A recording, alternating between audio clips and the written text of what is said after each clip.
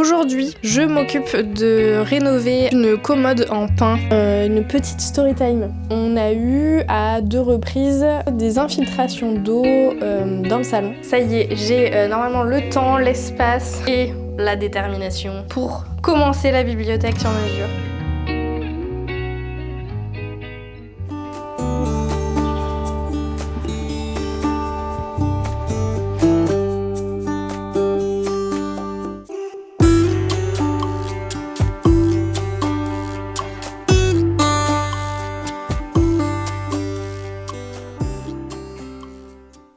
Bonjour à toutes et à tous, bienvenue dans cette nouvelle vidéo. Pour ceux qui ne me connaissent pas encore, moi c'est Virginie, on parle ici de rénovation de maison, de déco, de réaménagement. Je voulais déjà commencer par vous remercier pour l'accueil fait à ma dernière vidéo sur notamment la rénovation, la rénovation de ma cuisine et le démarrage de la bibliothèque sur mesure dans notre bureau. Ça fait hyper plaisir d'avoir ces retours-là. On va essayer de faire aussi bien pour cette vidéo, même si les sujets vont être un peu différents. Je vais pas tout de suite démarrer avec les finitions dans la cuisine. J'avoue que pour l'instant, j'ai envie de la laisser un peu comme ça et de m'occuper d'autres priorités. Comme d'hab, les finitions, on s'en occupe toujours 3 ans après. Aujourd'hui, je m'occupe de rénover un meuble que j'ai récupéré. C'est une commode en pin. Il y a la vieille finition à l'ancienne avec cette teinte un petit peu jaune-orange qu'on adore, que je vais poncer. Elle est en globalement bon état, mais on va lui donner un petit peu plus de modernité. C'est pas pour moi, c'est pour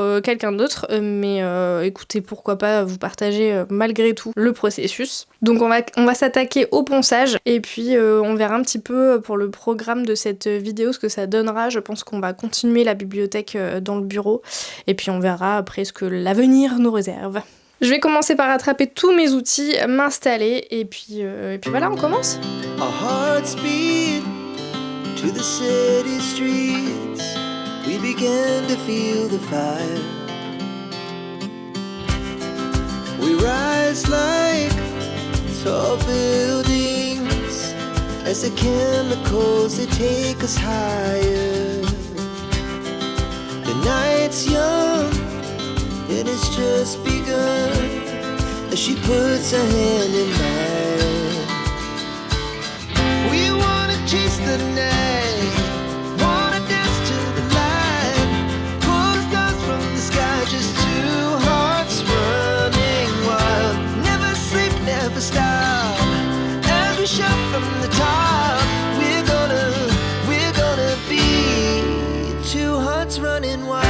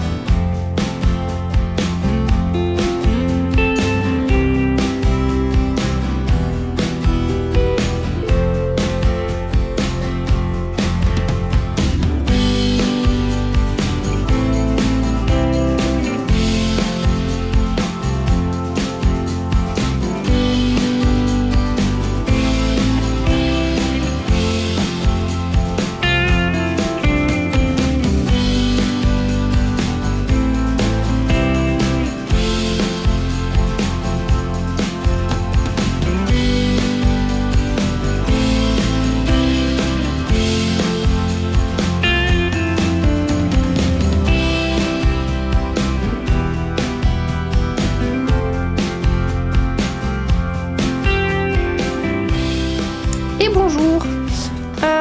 Aujourd'hui, on ne va pas se mettre sur la suite de la commode, pas tout de suite. Mais je vais commencer par une petite story time. Ça peut vous servir et puis ça vous montre un peu les petits aléas potentiels qui peuvent arriver dans une maison. Je commence par vous dire que à l'automne, on a eu à 2 reprises des infiltrations d'eau dans le salon, au niveau du plafond qu'on a en lambris, qui est donc ce qu'on appelle un plafond rampant, c'est-à-dire où il n'y a pas de comble. On suit la forme du toit. On a quand même, nous, une hauteur suffisante en comble pour avoir isolé correctement avec la ouate de cellulose. Néanmoins, on est donc sur une configuration où le plafond, c'est littéralement du lambris. C'est tout. Et au-dessus, avant, on avait la laine de verre et ensuite les tuiles et basta. Nous, quand on a refait l'isolation, je vous renvoie à ma vidéo sur tout ce qui était rénovation énergétique. L'entreprise qui s'est occupée de l'isolation m'a précisé qu'il fallait, dans le cadre de la ouate de cellulose,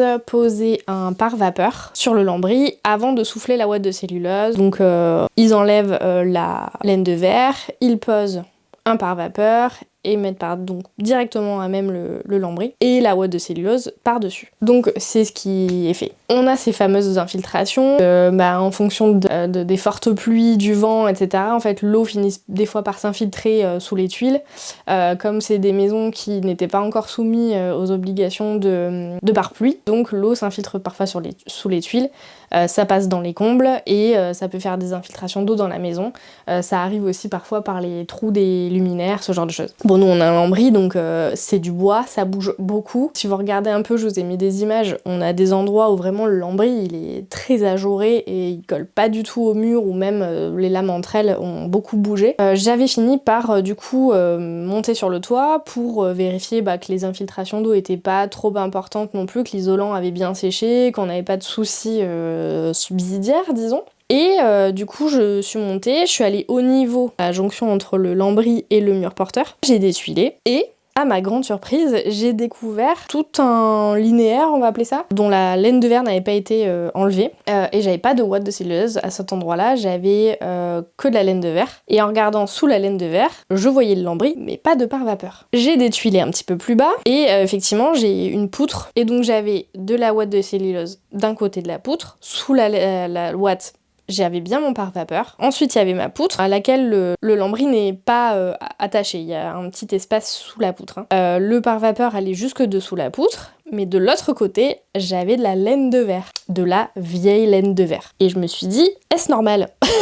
Ce n'est pas ce que j'ai commandé quand j'ai refait mon isolation. J'allais m'en occuper moi-même. Et en fait, je me suis dit, mais ma grande, il y a ce qu'on appelle la décennale. Et quand une entreprise, notamment parce que nous on est passé par MaPrimeRénov', donc c'est des entreprises labellisées qui sont RGE, qui s'occupent des travaux, je me suis dit, mais en fait il faut que je recontacte l'entreprise. J'avais, je vous avoue, peu envie, parce que j'ai eu quelques soucis, c'est pas vraiment majeur, mais j'ai eu des petits soucis de communication avec cette entreprise quand même. Bref, donc j'ai attendu que la toiture ressèche, je suis remontée, j'ai pris des photos et j'ai fait un mail à l'entreprise, pas du tout en accusant de quoi que ce soit, mais en disant que voilà, j'ai constaté cette situation. Et donc en demandant si c'était normal, si c'est juste moi qui avais pas eu toutes les infos, si c'était une configuration normale, etc. Et en fait, instantanément, c'est-à-dire dans les 5 minutes qui ont suivi l'envoi du mail, j'ai le patron qui m'a appelé et qui m'a dit, voilà, je sais plus exactement en quel terme, mais en gros il s'est excusé platement, il m'a dit effectivement il y a un souci quoi. Donc il me dit on va intervenir le plus vite possible. En fait ils sont venus genre 4 jours après. Ils ont réglé le souci, ils ont sorti toute la laine de verre. Ils m'ont pas vraiment donné d'explication sur comment ça s'est passé. Et il m'a juste dit qu'il pense que c'est un oubli, parce qu'il y a une partie qui a été soufflée directement depuis l'intérieur des combles. Mais pour tout ce qui est rampant, il faut évidemment qu'il le fasse depuis la toiture. Voilà, ils se sont excusés. Bon, moi, tant qu'ils règlent le souci en soi, j'ai pas de problématique particulière avec ça. Mais juste, bon, il a fallu que je tombe dessus pour m'en rendre compte. Et donc j'ai posé la question quand même pour le pare-vapeur, parce que moi il me semblait qu'il fallait que ce soit vraiment bien scotché, que ce soit continu et même scotché au mur, etc. Et il m'a dit non, on n'a pas scotché au mur, on scotche les laits entre eux, au niveau des murs et des parois, etc. Tout autour c'est pas scotché. Donc ça vous me direz s'il y a des connaisseurs parmi vous, si c'est normal. Je pense que c'est pas forcément gênant gênant et l'isolation a l'air correcte ma foi, donc voilà. Toujours est-il que comme c'est soufflé et que le pare-vapeur n'est pas scotché au mur, j'ai quand même de l'isolant qui est tombé pendant leur intervention. Une assez grande quantité d'isolant, je dois avouer. Mais en plus moi j'ai une grande hauteur sous plafond, donc ça tapisser un petit peu mon mur et je me dis qu'il peut y avoir aussi des insectes qui s'infiltrent plus facilement, etc. Donc je veux quand même rester sur mon idée de mettre des carderons. Donc là on va juste tout simplement essayer de rejoindre à un minimum la teinte du plafond ou des poutres qui sont je pense des fausses poutres d'ailleurs qu'on voit au niveau du plafond. Donc la mission c'est juste de trouver la bonne teinte et de teindre ces petits carderons, toute cette histoire pour en arriver à ça. Mais je trouvais intéressant de vous donner le contexte et de vous raconter un petit peu ce qui se passe. Voilà, du coup on s'y met et puis moi je repartirai un peu plus tard sur la commode. Alors on va s'installer par là. J'ai ceci, de la teinte acajou et de la teinte ébène. Je pense qu'en faisant un petit mix des deux, on va avoir quelque chose qui est bien. Je vais faire un test pour voir comment ça rend. Ah mais il est neuf le truc. Waouh. Mais je pense qu'on va partir là-dessus. Bien, notre petit test est concluant. La couleur est pas mal. C'est légèrement, là ça se voit pas forcément à la caméra, mais c'est légèrement plus rouge que ce qu'il faudrait. Et vu là où ça se positionne, ça me va très bien. Je suis là, je tiens, il y a un amortisseur ici. Si je pense que je tombe là. Tu as peur maintenant, hein? On a déjà fait ça. Mais non, aussi. Oh non. Et après, c'est quand même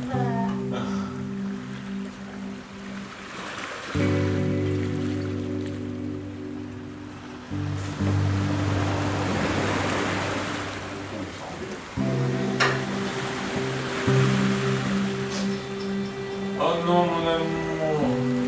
Allez, tiens presque là, donne tout. Allez, vas-y, viens tout partout. On s'approche ces trucs là, et après c'est fini. Super.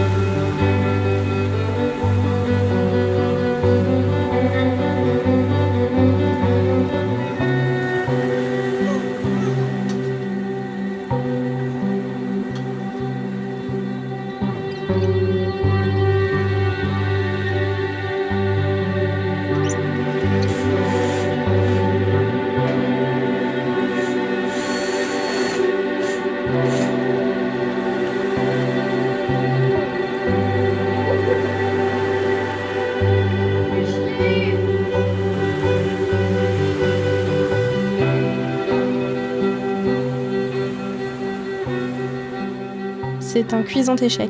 J'abandonne pour le moment. Si vous avez des idées, je suis preneuse, je lirai vos commentaires. Il y a un assez grand écart entre le mur et le plafond, ce qui fait que j'arrive pas à visser ni clouer La colle ne prend pas assez rapidement pour tenir. Bref, je suis à court d'idées. Oula, la lumière. On enchaîne. Ça y est, j'ai normalement le temps, l'espace et la détermination pour commencer la bibliothèque sur mesure. Je vous préviens tout de suite, j'ai anticipé un petit peu la manière dont je vais monter tout ça et le mettre en place, mais on n'est pas sur une expertise, loin de là, c'est donc la première fois que je fais quelque chose comme ça. Je le sais, ce ne sera pas forcément très académique, je vais probablement faire des erreurs, je préfère vous le dire. Je vais apprendre de ça et je ferai mieux la prochaine fois. Ou alors ce sera nickel du premier coup, ce sera incroyable et personne n'aura rien à redire. C'est possible aussi. Là, le but, c'est que ça se tienne, que ce soit suffisamment solide. Le reste, voilà, si c'est pas parfait, ce sera pas très grave. Je vais probablement pas installer toute la bibliothèque aujourd'hui, mais on va faire ce qu'on peut. Je ne sais plus si je vous en ai parlé, mais je vais utiliser une méthode d'assemblage qu'on voit pas forcément énormément en France, plus aux États-Unis ou à l'étranger en tout cas, j'ai l'impression, qui est une méthode d'assemblage en biais. Les anglophones appellent ça le pocket hole. Et donc on a ce petit gabarit qui sert à créer justement le perçage, le pré-perçage des pièces de bois pour l'assemblage ensuite. Je me suis donc construit cette petite chose pour stabiliser le gabarit. J'ai déjà fait mes pré-réglages, etc. en fonction de l'épaisseur du bois et tout. Ce qu'il va falloir faire maintenant, c'est ne pas se tromper sur quelle pièce de bois je fais mes trous et de quel côté de la pièce de bois. J'ai maintenant 2 visseuses. Le grand luxe. Donc comme ça j'en ai une pour percer, une pour visser. Ça va être vachement plus cool. J'ai aussi du coup toute une réflexion à conserver du fait que comme je fixe ma bibliothèque au mur et que j'ai besoin de pré-percer, mettre les chevilles avant dans le mur. Faut pas que je me gourre dans l'ordre d'assemblage aussi de ce point de vue là. Il y en a des choses à prendre en considération. Je vous le dis moi. Allez, on y croit.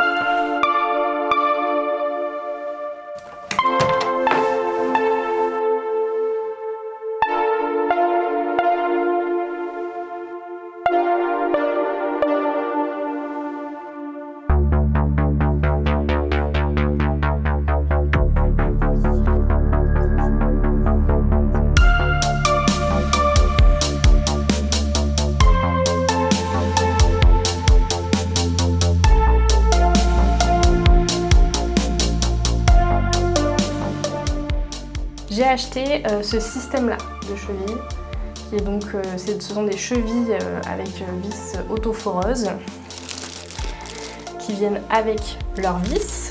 Moi, dans le cas des carreaux de plâtre, il faut quand même que je pré-perce a priori, mais si vous avez du placo, vous n'avez pas besoin de pré-percer. Avec un tournevis, vous pouvez tout simplement juste visser la cheville. Donc ça, c'est plutôt pratique.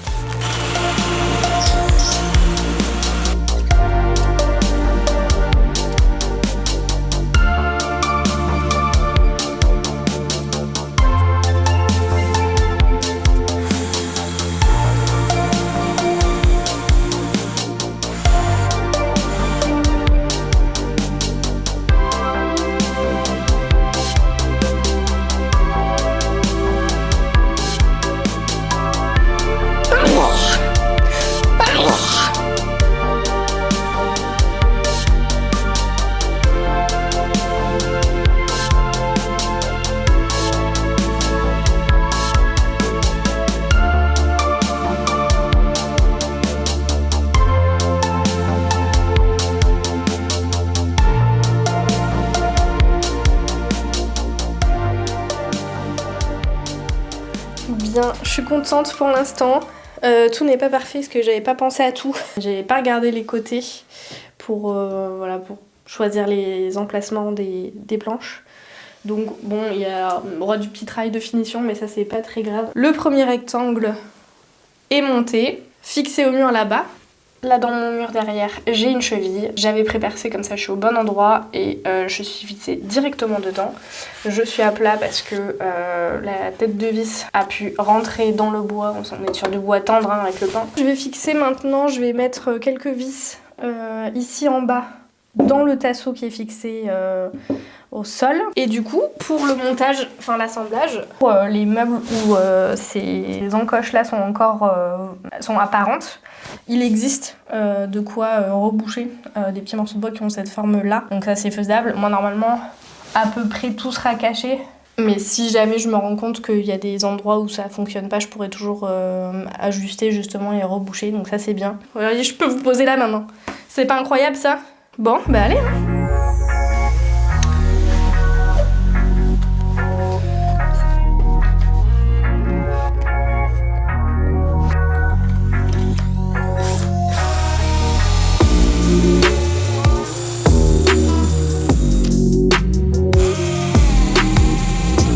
Ah, c'est ce que je disais, hein. C'est quand je décide de filmer que... C'est le problème. Qu'est-ce qui se passe? Il y a un problème. Il y a un souci avec le bois là. Je dois être sur un nœud, un truc.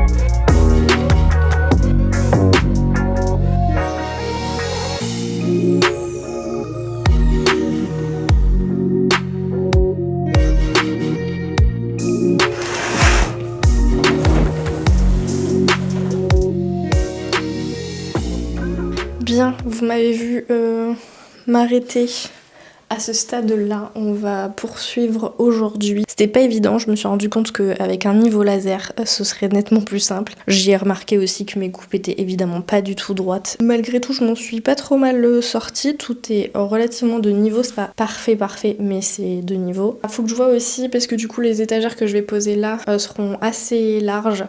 Donc ce serait peut-être bien que je pose des tasseaux dans le fond, sur le mur en fait. Mais l'essentiel, j'ai envie de dire, c'est que David était très content en rentrant à la maison et quand il a vu l'ébauche de ce que ça allait donner.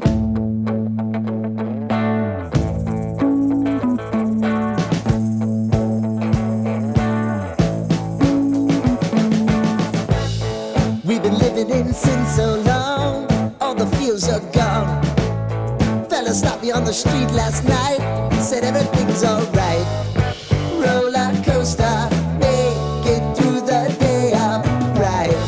It seems your meal ticket is gone, but life goes. J'ai galéré, j'ai passé, mais les gars, genre 1 heure à poser ma planche au plafond là. C'est jaune, mais c'est pas grave. Pour vous montrer juste, il me manquait donc un petit morceau de planche ici pour aller jusqu'au plafond parce que je trouve ça plus joli. Donc j'ai réutilisé une chute qui est pas dans le bon sens en termes de veine du bois, mais c'est pas très grave. Je me suis rendu compte de quelque chose, probablement que ma coupe de bois n'est pas droite. Vous voyez, ici je suis bien contre le mur, je suis bien collée au sol, et là plus on remonte et plus ici côté mur on s'écarte du mur jusqu'à tout là-haut le plafond. Après c'est côté rideau, ça va souvent être comme ceci, donc je me dis c'est pas très grave, mais bon ça m'embête un petit peu. je vais faire avec, mais je voulais vous montrer. Bah du coup c'est pas parfait et je le savais. Je vous l'avais je vous l'avais dit, je vous avais prévenu que ce serait pas parfait du tout. Mon mur est bien droit. Alors peut-être que c'est mon sol qui est pas droit. Je vais surtout essayer de faire en sorte que mes étagères soient droites. Donc je vais placer mes tasseaux et puis comme ça je pourrai ensuite placer les étagères, les accrocher, les visser d'un côté, ce côté-là. Et de l'autre côté, je vais essayer de faire un système un peu invisible, mais j'ai envie de tester cette technique, vous savez, de mettre une cheville dans le mur, placer une vis dans la cheville et intégrer la vis à l'intérieur de l'étagère. Something better, yeah, right. Now you're cooking on high heat in the middle of the street. Roller coaster, take me to a better time. Let's go. All sing your high line with the roller coaster of life. It's time to all choose your timeline on the roller coaster of life.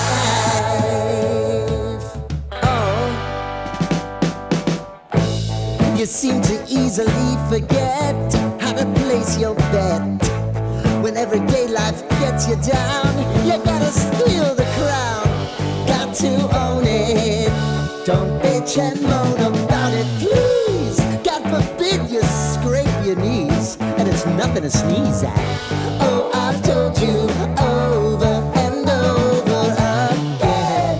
You gotta get both hands around it and make your own plans. Roller coaster, it's taking over. It's about time. Oh, all sing your high line on the roller coaster of life. You've got to all choose your timeline with the roller coaster of life. Roller coaster.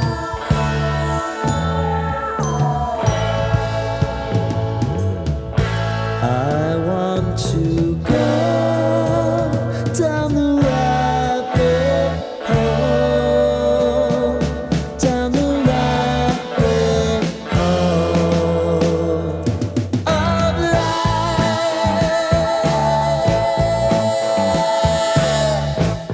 And now it's about to leave.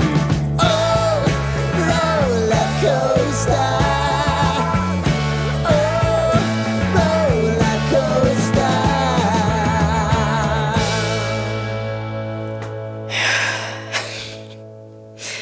Je vous reprends sur cette fin de journée pour vous montrer qu'il fait nuit dehors. Vous voyez là. J'ai donc passé près de 4h30, 5h pour poser 2 étagères. Donc voilà, bon, c'était une galère sans nom. J'ai galéré pour la première, la deuxième s'est faite hyper smooth là-haut. Bon, vous avez à peu près les étapes normalement. Je sais pas si je vous filme la dernière étagère. Pour tout faire à peu près d'équerre, bien droit, bien de niveau, c'est ça qui a été le plus difficile.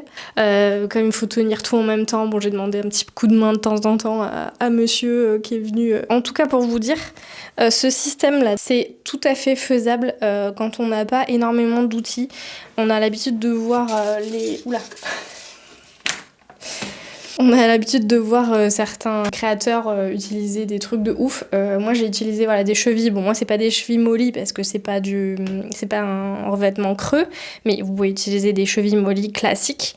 Vissez votre vis classique dedans et il y en a qui coupent ça à la meuleuse. Moi, j'ai juste pris une scie à métaux. Ensuite, avec une pince, je casse pour finir de couper la vis. Je marque mes emplacements et tout simplement avec une perceuse, en fait vous faites l'encoche directement là où il y a besoin. Avec la visseuse, avec une mèche à bois, ça suffit. Il n'y a pas besoin d'outils particuliers, de défonceuse ou d'affleureuse. C'est mieux et certainement plus propre de le faire avec, mais moi j'ai pas personnellement envie de sortir ma défonceuse juste pour ça.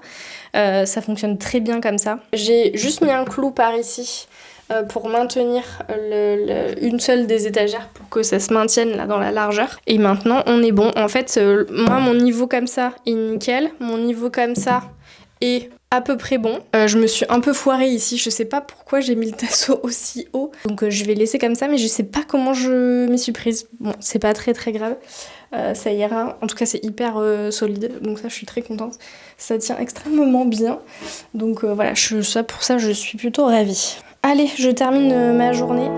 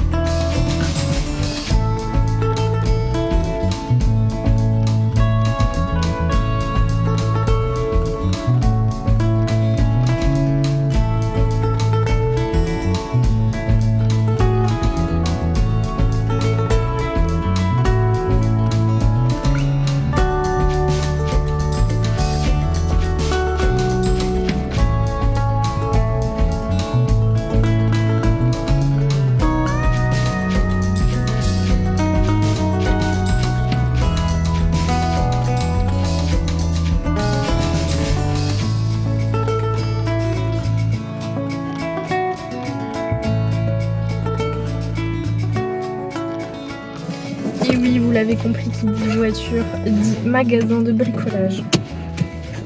Il me manque du bois pour mes étagères. Donc on y va, puis je vais essayer de trouver des petites choses aussi. J'aimerais bien des baguettes de finition à certains endroits. Je vais peut-être en profiter aussi pour demander s'ils ont réparé leur machine à faire des coupes.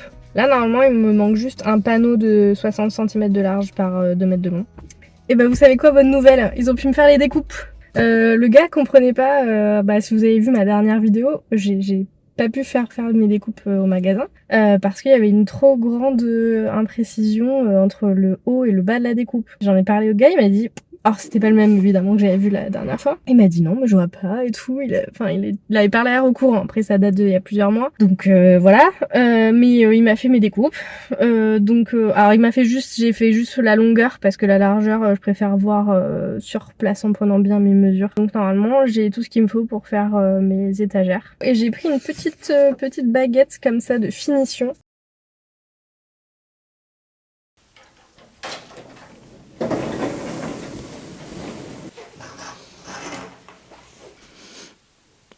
Alors, qu'est-ce que vous en dites? C'est pas si mal. Il y a des défauts, on va pas se mentir, mais c'est pas si mal.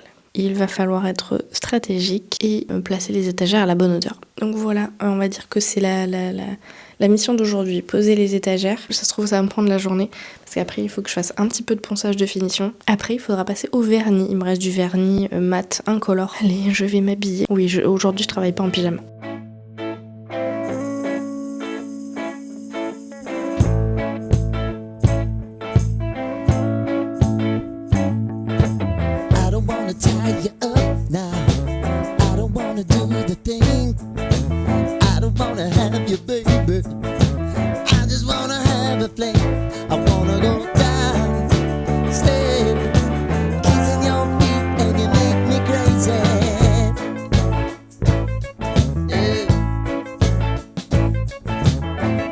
You wanna do, give me everything you got. I just wanna try to get you in the mood. I just wanna hit your spot. I wanna get low, wanna get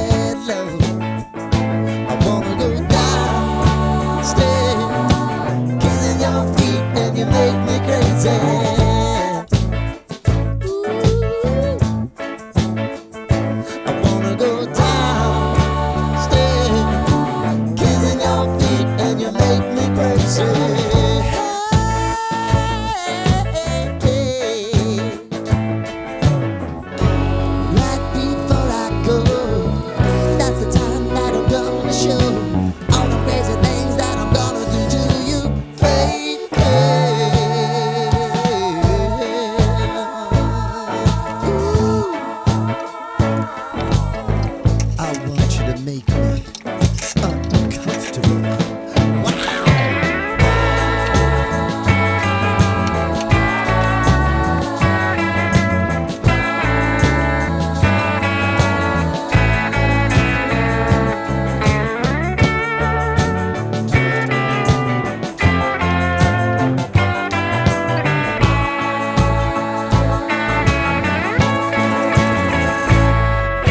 The only thing I need tonight, you're gonna give it to me right. Give me everything that you got to give. Baby, show me the light. Wanna go down, stay. J'ai fini. Presque. J'ai posé toutes les étagères et pour les éventuelles dernières, on va attendre la mise en place de tout le matériel de monsieur dans la bibliothèque pour voir où est-ce qu'on place les dernières et s'il y a vraiment besoin d'en placer d'autres. En tout cas, pour le moment, moi je pars du principe que c'est terminé. Je vais passer aux finitions. J'ai cette petite baguette que je veux placer comme ceci. Je pourrais passer au nettoyage, dépoussiérage et au vernis de finition.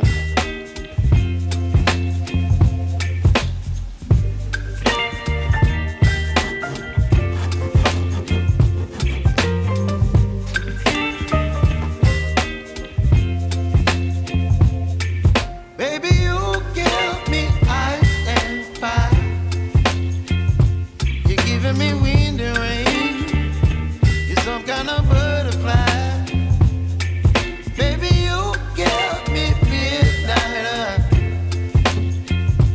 You whip up my appetite. Don't leave me here high and dry. Oh, well, I don't wanna jinx it, baby. And twist myself at the spine. Don't wanna overthink it, baby. It's just twist your body and mine. Baby, you give me ice and fire. You're giving me wind and rain. You're some kind of butterfly. Baby, you give me midnight. You whip up my appetite. Don't leave me here high and dry. Oh, but I don't wanna jinx it, baby. Let's not get ahead of my time.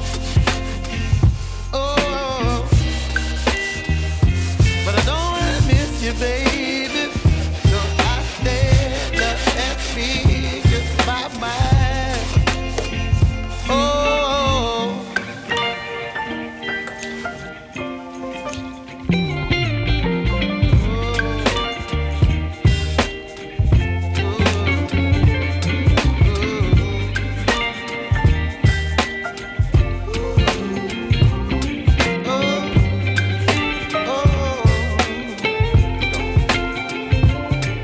Baby, you give me ice and fire. You're chilling wind and rain. You're some kind of butterfly. Baby, you give me midnight. You whip up my appetite. Don't leave me here high and dry. Baby, you give me ice and fire. You're channeling wind and rain. You're some kind of butterfly. Baby, you give me midnight. You whip up my appetite. Don't leave me here high and dry. Oh, oh, oh, oh, oh.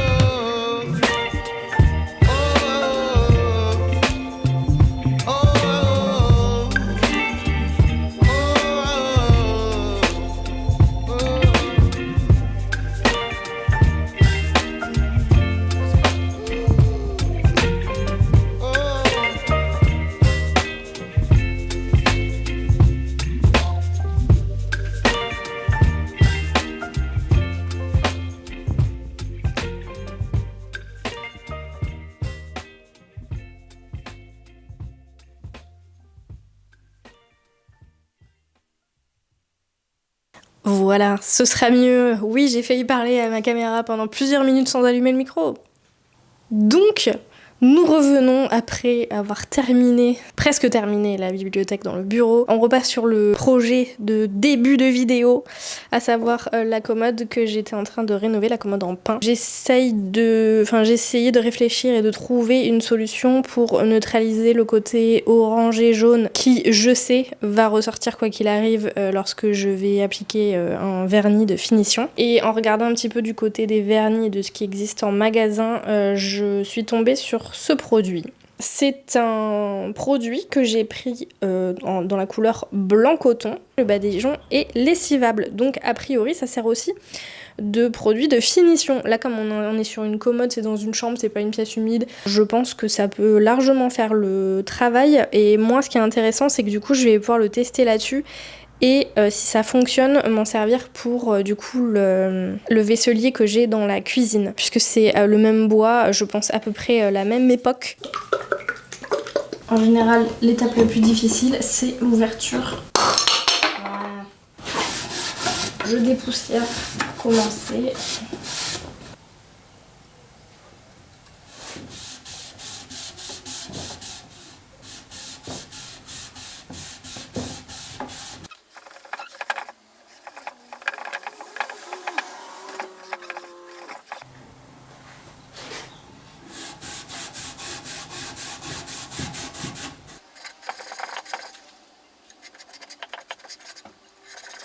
Ça m'a l'air pas mal, je vais attendre évidemment que ça sèche bien pour avoir le résultat optimal. Je crois que le séchage est assez rapide.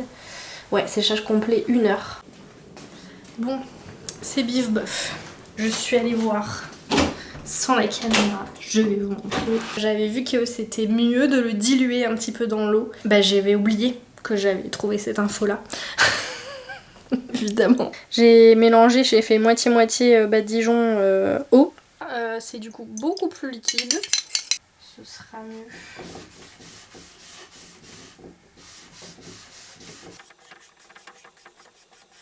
Je laisse sécher et on en reparle.